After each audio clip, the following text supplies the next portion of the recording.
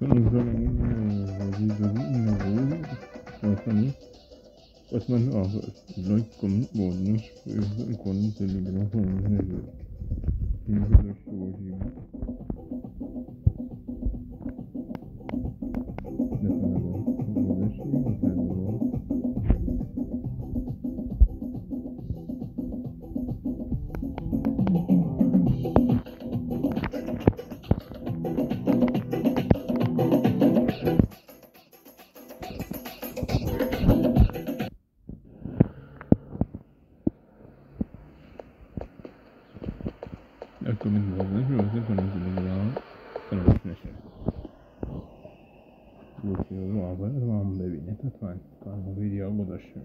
سلام آقا پیام تشریف دارن؟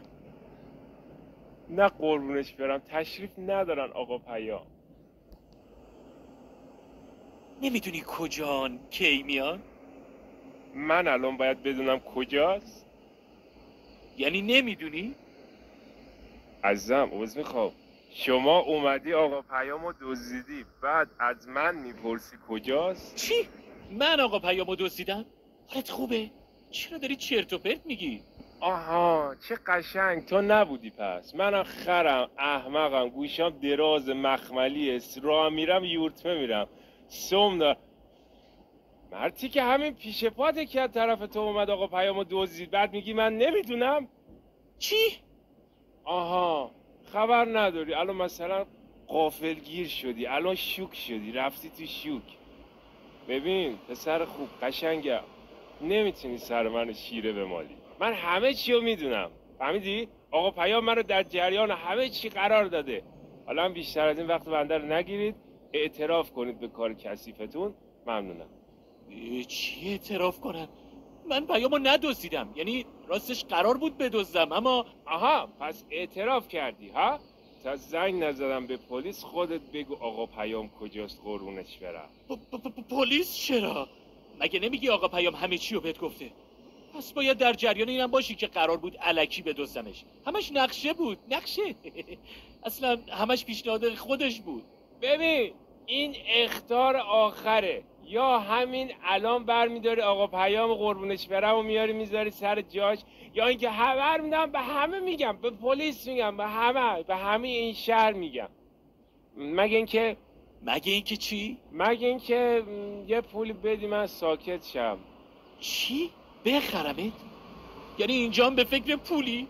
یعنی حاضری آقا پیام گم و گور بشه اما تو این وسط یه پولی گیرت میاد؟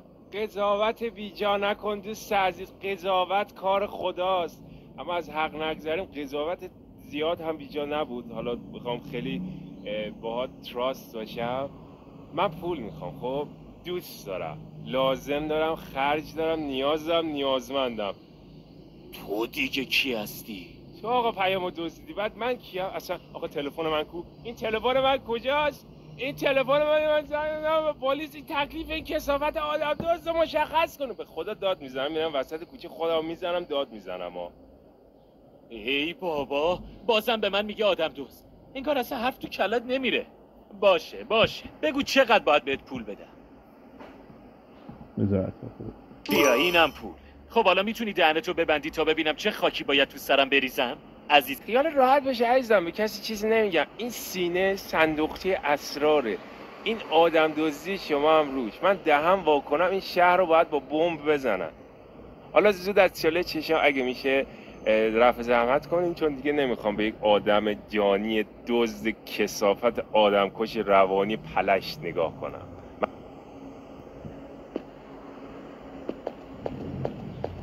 خب حالا چه گلی به سرم بگیرم؟ حالا پیام از کجا گیرش بیارم؟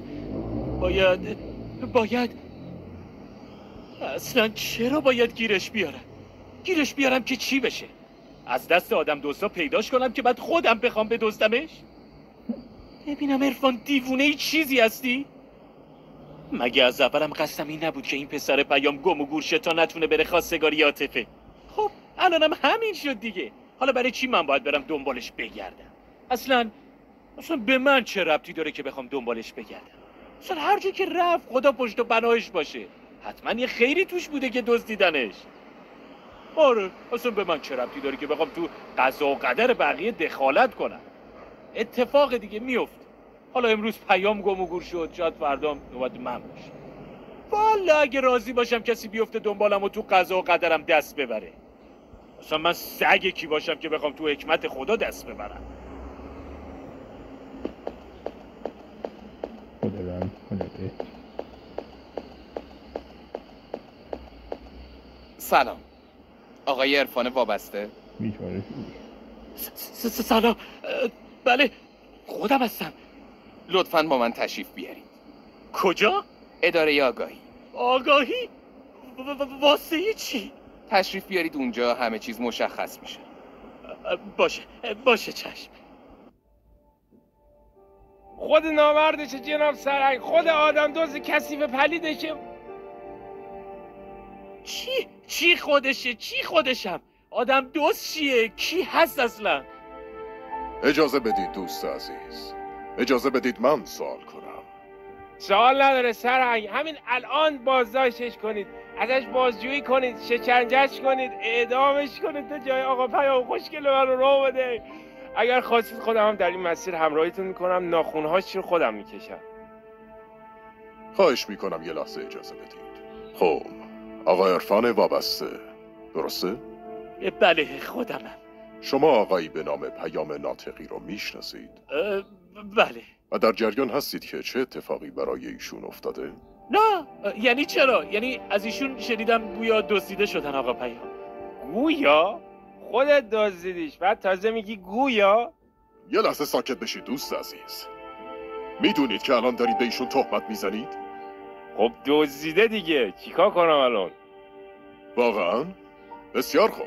ببینم شما با چشمای خودتون دیدید که آقای عرفان وابسته اومدن و آقای پیام ناطقی رو سوار ماشینشون کردن؟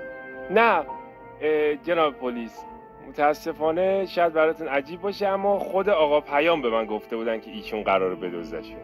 پس شما مدرکی علیه ایشون ندارید به جز حرف، درسته؟ صحیح میفرمایید جناب سرهنگ، فقط حرفه. بله جناب وابسته، میتونم ازتون خواهش کنم که مدتی در دسترس باشید؟ جای دوری نرید، از کشور خارج نشید. من به عمرم از این خیابون خارج نشدم چه برسه به کشور. اما باشه چشم، خیالتون راحت باشه، جایی نمیرم. بسیار خوب، میتونید تشریف ببرید. همین؟ جناب سرهنگ بده الان انتظار دارید با ایشون چی کار کنم؟ ها؟ باید اول مقداری تحقیقات محلی انجام بشه، با شواهد دیگه صحبت کنیم. بعداً اگه نیاز شد ایشون رو دوباره به آگاهی دعوت میکنیم. هر وقت بفرمایید بنده خدمت میرسم. ممنون که وقتتون رو در اختیار ما قرار دادید جناب وابسته. میتونید تشریف ببرید. ببین خیلی نامرد. چی؟ من نامردم واسه چی؟ مردی که ازم پول گرفتی که هیچی نگی، بعد رفتی پیش پلیس لوم دادی گفتی پیامو دزدیدم. آره پول گرفتم، اما بعدش که خوب فکرامو کردم دیدم که خیر، من آدمی نیستم که بتونم پا روی وجدانم بذارم. که نیستی همچین آدمی. آره ببینم نمیتونستی قبل از این که ازم پول بگیری استارت این وجدانتو میزدی؟ بابا تو هم حالا 2000 پول کف دست ما گذاشتی، چپ میری راست بیای برون میاری. چه رویی داری تو؟ خداییش تعطیلی ها. قشنگ کرکره رو دادی پایین، راحت کردی خودتو. چی؟ هیچی، بیخیالش. انگار تا این پیام پیداش نشه قرار نیست شرش از سر من باز بشه. خب برش در بیار بذارش سر جاش. عجب گیری کردم ها. هی من میگم نره، تو میگی بدوش. ببینم مگه نمیگی یکی دیگه اومده پیامو سوار کرده برده؟ خب چرا؟ بهتر نیست الان تمرکزمون رو بذاریم رو پیدا کردن اون؟ باشه بذاریم. ببینم تو دیدی دقیقاً کی اومد آقا پیامو دزدید؟ منظورم اینه که دیدی چه شکلی بود؟ آره دیدمشی، کور که نیستم. خب چه شکلی بود؟ ببین آقا پسر، تو این مدت دیگه باید خوب بنده رو شناخته باشی. من اطلاعات و مفت و مجانی به کسی نمیدم. چی؟ ببین الان میخوایم آقا پیامو پیداش کنیم، میفهمی؟ من دارم دنبال پیام میگردم، بعد تو واسه کمک کردن سر این موضوع هم ازم پول میخوای؟ آقا من کی حرف پول زدم؟ بس چی؟ ببین نه، منظور اینه که راستش منظور دیگه نداشتم. آره منظورم همون پول بود، بعد واسه اطلاعات پول بدی بهم. خیلی نامردی. انگار آشنا غریبم نداره. واسه همه نامردی، به جز پول هیچی واسه مهم نیست، حتی آقا پیام. آقا پیام که روی چش بنده جا دارن، اما جناب تو کثافت قضیت فرق میکنه. تو باید واسه اطلاعاتت بهم پول بدی، فهمیدی آقا پسر؟ مانی باید شیتیل باید بذاری کف دستم. اون باشه، حالا نمیخواد واسه من سخنرانی کنی. بگو ببینم چقدر باید بهت بدم. خب اینم از پول. حالا میگی طرف چه شکلی بود؟ اونی که اومد آقا پیامو دزدید. بنام دیگه. خب ممنون از مایه‌ای که کف دست بنده گذاشتید. قاسم بود. چی؟ قاسم بود؟ یعنی چی قاسم بود؟ کسی که پیامو دزدید و میشناسی؟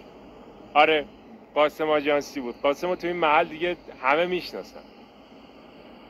چی؟ قاسم آژانسی؟ همین قاسم آژانسی خودمون؟ بله همین قاسم آژانسی خودمون، درسته. مرد حسابی چرا اینا رو به پلیس نگفتی؟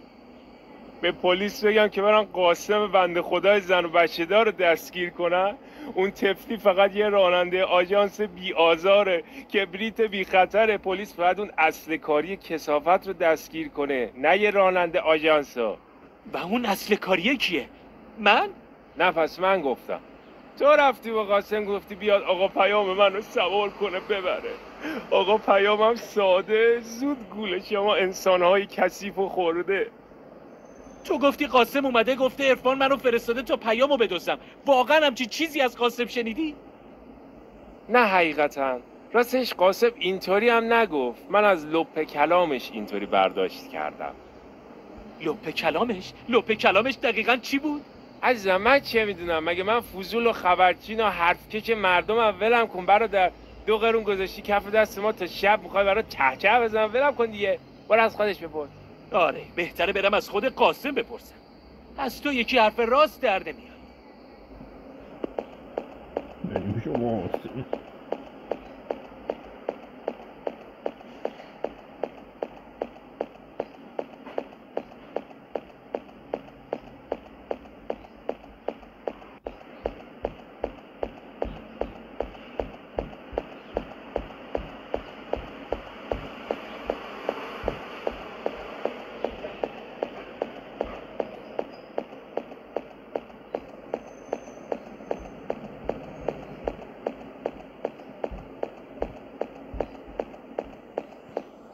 سلام قاسم، خوبی؟ خوشی؟ سلامتی ایشالله؟ به به آقا عرفان، از این برا داداش.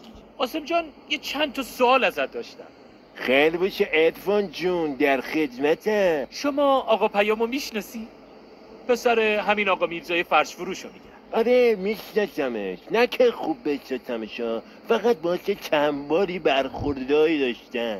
شاگردش میگفت آقا پیام امروز سوار ماشین شما شده. آره سوار شده. چطور؟ میشه بگی کجا بردیش؟ یعنی کجا پیاده شد؟ ببخشید شرمندتم عرفان جون. یعنی ببین شاید لازم نباشه آقا پیام من به شما بگم که کجا رفته و کجا هم پیاده شده. ای بابا آره شما هم درست میگی. ببینم پیام خودش ازتون ماشین گرفت؟ نه خیر، شاگردش ازم ماشین خواست. البته آقا پیامم در جریان بود. چی؟ یعنی شاگرد آقا پیام خبر داره شما آقا پیامو کجا بردی؟ آره خودش آدرسو بهم داد. ای مارمولک نامرد. آخه شاگرد اینقدر عوضی؟ چی؟ هیچی قاسم جان. آقا دمت گرم، خیلی لطف کردی. با اجازت. یک جای در خدمت میبونیم آقا عرفان. فدای شما، عجله دارم. ایشالا یه وقت دیگه. بلو به سلامت عرفان جون.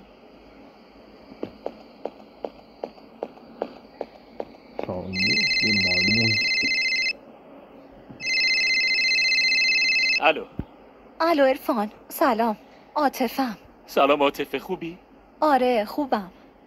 تو چطوری؟ صبحی یه سر اومدم دم مغازه ببینمت. نبودی. آره یکم کار داشتم. کار؟ چه کاری؟ گرفتاری، بدبختی، بیچارگی. خدا نکنه. چی شده عرفان؟ هیچی عاطفه. بدبخت شدم عاطفه. گرفتار شدم. چی شده عرفان؟ اتفاقی افتاده؟ آره اونم چه اتفاقی؟ دارم بدبخت میشم عاطفه. وای تو که منو کشتی از نگرانی. بگو ببینم چی شده؟ پشت تلفن نمیتونم بهت بگم. حالا بعدن که دیدمت بهت میگم. من نمیتونم تا بعداً صبر کنم عرفان. بگو کجایی، همین الان میام پیشت. وسط خیابون که نمیشه، بیا دم کافه، اونجا میبینمت. باشه، همین الان میام. فعلا. دیگه وقتش شده برم همه چی رو به عاطفه بگم. آره، اون حق داره همه چی رو بدونه. بعدش هم خوبه بدونه. اگه یه وقت رفتم این شاگرد آقا پیام منو دزدید و خدایی نکرده سر به نیستم کرد، لااقل یه نفر خبر داشته باشه، یه نفر بدون از کجا باید شروع کنه و دنبال قبر من بگرده.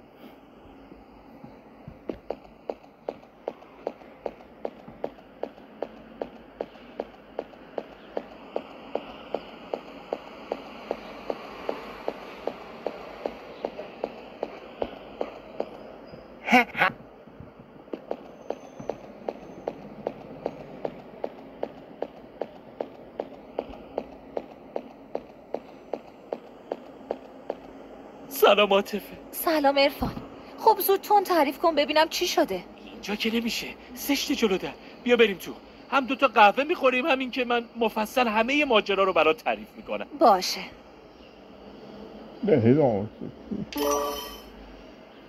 آره عاطفه، این بود کل ماجرا. من واقعا نمیفهمم. حالا اون پیام نادون یه چیزی گفت، تو چرا قبول کردی بدزدیش؟ ندزدیدمش که. میدونم، اما میخواستی بدزدیش دیگه، مگه نه؟ آره، اما نشد دیگه، خودش قبلش یهو گم و گور شد. حالا میخوای چی کار کنی؟ هیچی دیگه، میرم سر وقت شاگرد پیام. الان تمام مدارک علیه اونه، میرم سراغش، ازش اعتراف میگیرم. باید بفهمم با پیام چی کار کرده. عرفان، یه وقت نری اوضاع رو از اینی که هست بدتر کنی. بهتر نیست بری سراغ پلیس؟ تنهایی نری پیش این شاگرده بزنه بلایی سرت بیاره. الان برم پیش پلیس چی بگم؟ آخه مدرکی ندارم از این شاگرده که پلیس بتونه کاری بکنه. باید خودم برم سر وقتش. آره، بهتره خودم برم. فقط عاطفه، اگه یهو دیدی من گم و گور شدم، بدون سر چی و از طرف کی بوده؟ دیوونه، این چه حرفیه میزنی؟ خدا نکنه. خدا نکنه، اما خب دیگه عاطفه، من برم. برو، مراقب خودت باش. بیخبرم نذار عرفان. باشه باشه.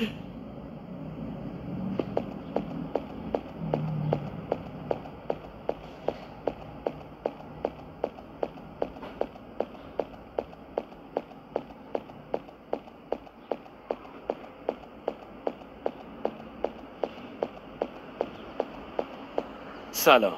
ای بابا، باز زمین آقا دزد پیدا شد. آره، بازم منم، پرقدرت تر از همیشه. اینقدر میرم و میام تا پیامو پیداش کنم. اوهو، خب حالا بگو ببینم اینجا چی کار داره آقای پرقدرت؟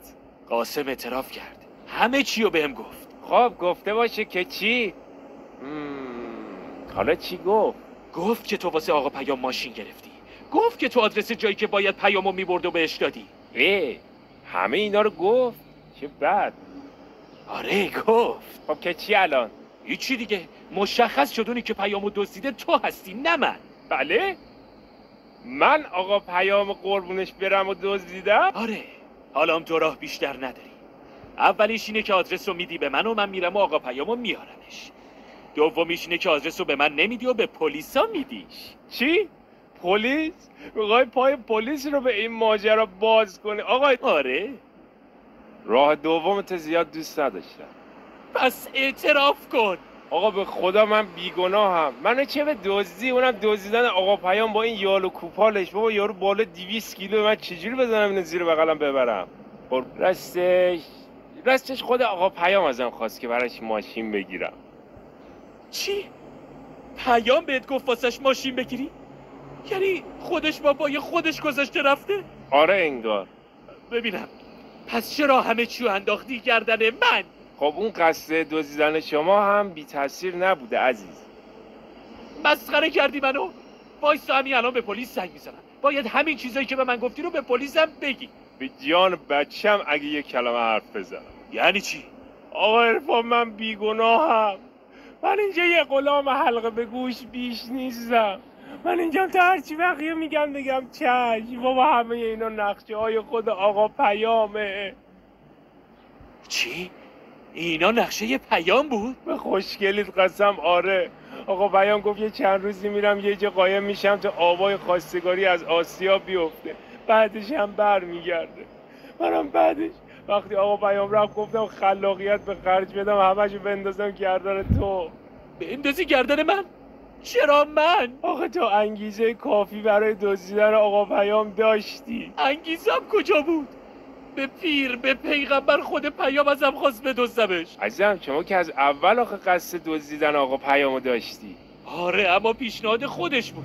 اصلا ببینم چرا پیام یه اون نقشه رو عوض کرد؟ راستش از اول نقشش همین بود اما بعدش ترسید. چرا؟ ترسید قربونش شدم. با اینکه آقا پیام دل شیر داره اما بازم از تو قالتاق ترسید. گفت شاید تو یهو الکی بدزدیش و بری یه بلایی سرش بیاری. واسه همین نقشه‌شو عوض کرد. عجب نقشه‌ای هم کشید. نقشه بدبختی منو کشید. به هر حال من وظیفه خودم دونستم که همه اینا رو بهتون بگم. وظیفه دونستی؟ مرد حسابی مجبورت کردم. وظیفه کجا بود؟ حالا بگو ببینم پیام کجاست؟ آقا پیام الان تو اوراقی ماشینای قدیمیه. اوراقی ماشینای قدیمی؟ ببینم کجا هست؟ بیرون شهره. حالا واسه چی اونجا؟ والا من بی اطلاعم. باشه حالا زود باش. آدرسشو بهم بده. باشه اما همینطوری خشک و خالی.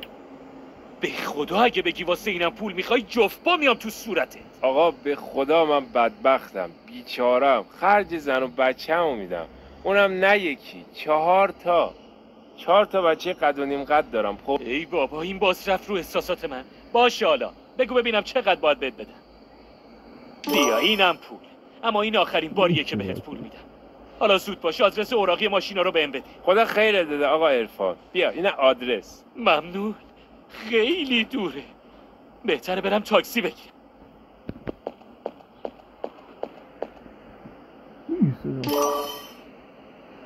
سلام آقا پیام. چی؟ عرفان؟ اینجا چی کار میکنی؟ چطوری منو پیدا کردی؟ انتظار نداشتی پیدات کنم ها؟ دیگه مخفی کاری بسته. یالا پاشو بریم پیش پلیس. بریم پیش پلیس؟ واسه چی پلیس؟ واسه این که بهشون نشونت بدم، تو رو ببینن و متوجه بشن که این من نبودم که تو رو دزدیدم، بلکه خودت بودی. چی؟ من خودمو دزدیدم؟ من که خودمو ندزدیدم، فقط اومدم اینجا یه چند روزی قایم بشم. پس چرا دزدیده شدن تو انداختی گردن من ها؟ انداختم گردن تو؟ من چیزی رو گردن تو ننداختم، فقط یه چند روزی اومدم اینجا تا آبا از آسیا بیفته. آقا پیام شاگرد چیز دیگه ای گفت خواستی بندازی گردن من. نه اون وقتی که قرار شد تو بیای منو بدزدی حرفمونو شنید. شاید پیش خودش فکر کرده که تو منو دزدیدی، یا اینکه چه میدونم مجبورم کردی بیام اینجا. چرا باید بخواد بندازی گردن من؟ نمیدونم. حالا هرچی، فعلا که تو کل محل به همه گفتن من تو رو دزدیدم. حالا هم جمع و جور کن بریم پیش پلیسا. باید خودتو معرفی کنی، باید بگی که خودت رفته بودی و من بیگناهم. باشه، اما آقا عرفان میدونی اگه من بیام اداره پلیس بعدش چی میشه؟ بعدش دیگه به من مربوط نیست. اتفاقا بعدش خیلی به شما مربوط میشه آقا عرفان. اون موقع بابام میاد اداره پلیس و منو پیدا میکنه. الان این کجاش به من مربوطه؟ اینجاش که بعدش بابا مجبورم میکنه بریم خواستگاری عاطفه خانم. ای بابا یاد اینش نبودم. عجب گیری افتادم ها. خدایا چی کار کنم؟ به نظرم بذار من یه چند روزی اینجا باشم، بعدش خودم میام. نه اینم راهش نیست آقا پیام. تا اون موقع من افتادم زندان، تازه‌شم. از کجا معلوم بعدش آق باباتون بر نداره شما رو نبره خواستگاری عاطفه؟ نمیدونم. ببینم مگه نگفتی کسی دیگه یا دوست داری؟ خب آره، چرا؟ خب دیگه یکم از اون هیکل گندت خجالت بکش. خیر سر 4 تای منی، بعد از ترس بابات اومدی لا ماشین قرازا قایم شدی؟ باشو همین الان پاشو بیا بریم پیش بابات، همونجا بهش بگو که کسی دیگه یا دوست. آخه اونطوری بابا. ببینم تا کی میخوای اینجا قایم بشی ها؟ تا کی میخوای اینطوری ادامه بدی؟ 2 روز دیگه هم سر یه چی بابا باد اختلاف داشته باشی میخوای بیا اینجا قایم بشی؟ این راهش آخه. نه خب آره درست میگی، اما خب من نداره. باشو همین الان بریم سراغ بابات، اونجا همه چی رو بهش بگو، منم کنارتم. باشه، اما نمیدونم بعدش چی قراره بشه. تو بیا بریم، بعدش هم خدا بزرگه.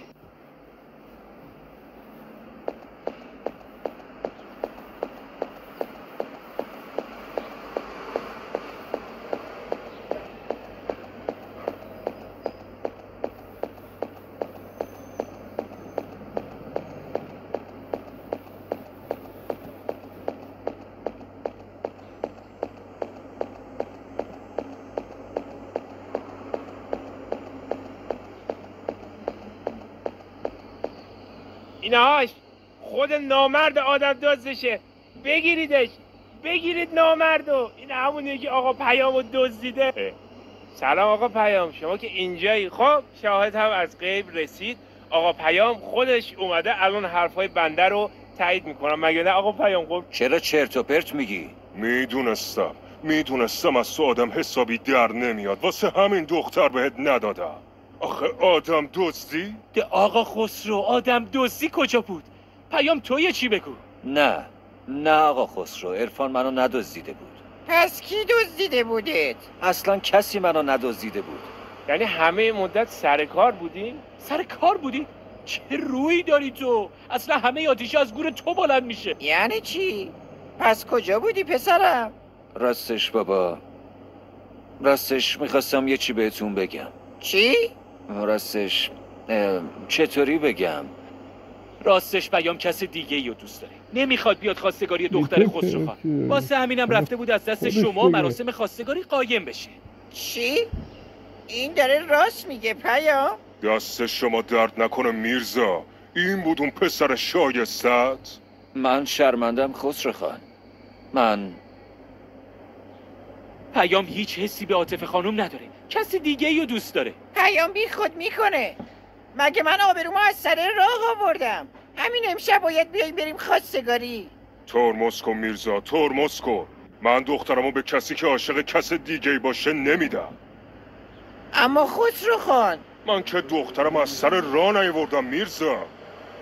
همین الان دخترم کلی خواستگار داره، یکیش همین آقا عرفان. بله من تایید میکنم حرف خسرو خانم. من معذرت میخوام خسرو خان. نه پسرم، اتفاقا خوب شد که الان اینو گفتی، خوب شد.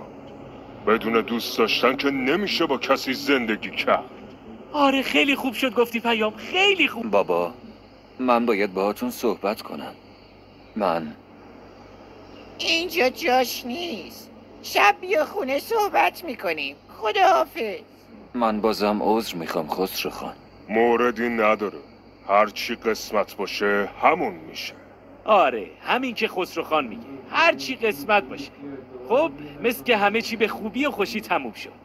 خب اگه کاری با من ندارید رفع زحمت کنم. یه لحظه وایسا، کارت دارم. جانم خسرو خان. به بابات بگو در اولین فرصت یه تماس با من بگیره. چشم خسرو خان. اما واسه چی؟ که قرار خواستگاری رو بذاریم دیگه. واقعا خسرو خان؟ واقعا؟ آره، اما ببین پسر خوب، داماد من شدن به این آسونیا نیست. آزمونای زیادی رو داره که باید پشت سر بذاری تا قبول شی. فهمیدی؟ بله خسرو خان فهمیدم. چشم خسرو خان چشم. خب دیگه من برم در دکون که خیلی دیر شده. خداحافظ. برید به سلامت. خب اینم از این. به تبریک میگم. چاکرم. ایشالا تو هم زودتر به کسی که میخوای برسی. ایشالله. به پس چه عروسی افتادیم. عروسی افتادی؟ یعنی منو عروسی دعوت نمی‌کنی؟ چرا تو رو که حتما دعوت میکنم. حتما دعوت میکنم. تمام. خیلی این بازی دنیای دام دام